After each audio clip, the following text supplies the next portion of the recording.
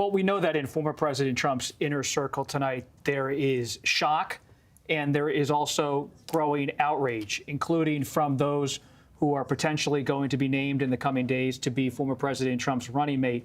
A United States Senator, J.D. Vance, 39 years old, from Ohio, a Republican who is seen as one of the final candidates, a front runner to be named as Trump's running mate, said that, quote, the central premise of the Biden campaign is that former President Trump is an authoritarian fascist who must be stopped at all costs.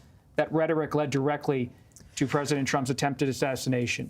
I share that, Margaret, with you because this is someone who might be named in the coming days as Trump's running mate. He's a very influential United States senator.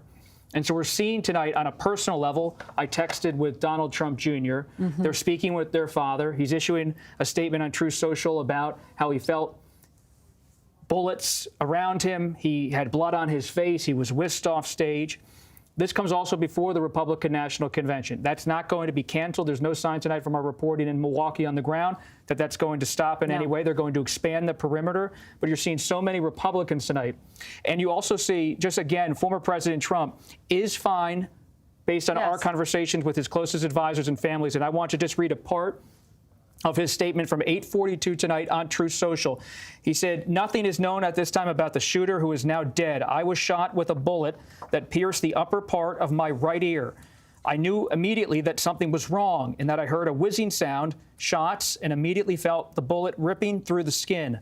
Much bleeding took place, so I realized then what was happening. He closes with God Bless America, and we saw him raise his hand in the air defiantly, blood on his face as he left the stage. He is recovering from these injuries now. This was a traumatic event, no doubt, for him. But I did notice there was no call for lowering the temperature, condemning all political violence, and really trying to signal to his supporters as well not to retaliate or to have any kind of escalation here. I just am looking at these statements. There's a belief in his inner circle that he's under siege after being attacked at his rally.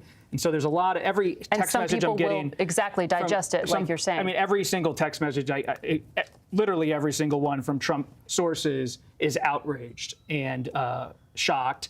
And so that is certainly the mood inside the highest ranks of the Republican Party, speaking to CBS News tonight. You did see President Biden come out to Rehoboth, Delaware, and call the moment sick. And we want to play that actually right now, Bob. Let's listen to the president. I've been thoroughly briefed by all the agencies in the federal government as to the situation, based on what we know now. I have tried to get a hold of Donald. He's with his doctors. Apparently he's doing well. I plan on talking to them shortly, I hope, when I get back to the telephone. Look, there's no place in America for this kind of violence. It's sick. It's sick. It's one of the reasons why we have to unite this country. We cannot allow for this to be happening. We cannot be like this. We cannot condone this. And I want to thank the Secret Service and all the agencies, including the state agencies, that have been engaged in making sure that the people and we have more detail to come relative to other people maybe injured in the audience. I don't have all that detail. We'll make that available to you.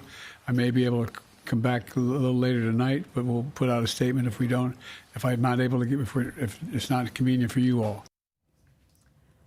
That was a statement, as you see there, from President Biden calling for calm, saying he reached out to Donald Trump himself, hopes to reach him sometime this evening to check on his competitors' well-being.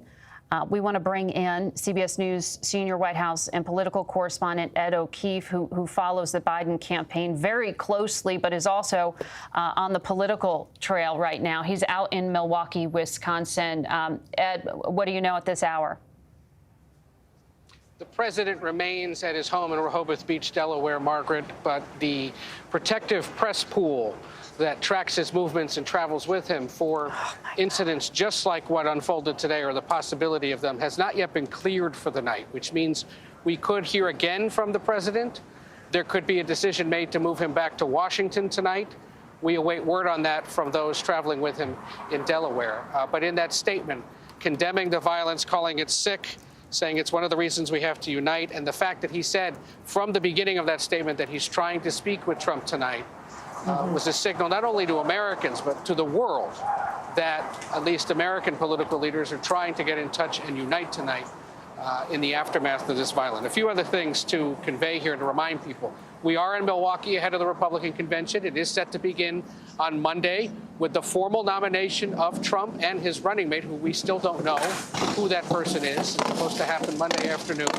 There are events beginning tomorrow. This is classified already, has been for years, as a top national security event on par with inaugurations, the Super Bowl, the Democratic National Convention, and other big, large events. So there are thousands of federal, state, and local law enforcement here in this city deployed across Wisconsin.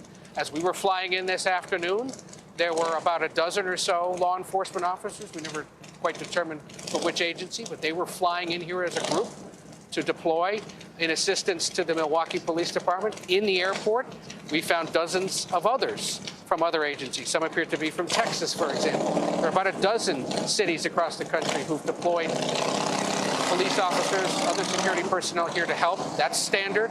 It's happened. There may be more in the coming days, but for now, they've been part of planning for years. We saw them riding around on bicycles earlier today, getting the lay of the land, trying to sort out their bearings. And of course, all of them under the leadership of the U.S. Secret Service, which is responsible for these kinds of events. So we await word tonight, Margaret, on whether or not we'll hear again from the president and in what form. And we should also add, in a sign of one attempt at least to address the heated rhetoric of the moment, the Biden campaign has decided to immediately begin postponing television and digital communication across the country on television, in your social media stream. It may take a few hours or days for it to all filter out. But as of now, the Biden campaign isn't spending any money reaching voters on the air, online, through text messaging. Officials here at CBS confirmed that they've received the messages, as would be standard, telling them to please cease that advertising. And so that is what will happen, unclear for how long, but a sign of at least the Biden campaign's effort to address this and take down the temperature. Okay. You can hear Ed O'Keefe there on the street in Milwaukee, Wisconsin, ahead of the RNC getting underway. The Defense Secretary of the United States of America, Lloyd Austin, has also issued a statement condemning the violence, which has absolutely no place in our democracy. This is not the way we resolve our differences in America, and it must never be. He says he's relieved that reports indicate former President Trump is safe, and he is in his prayers.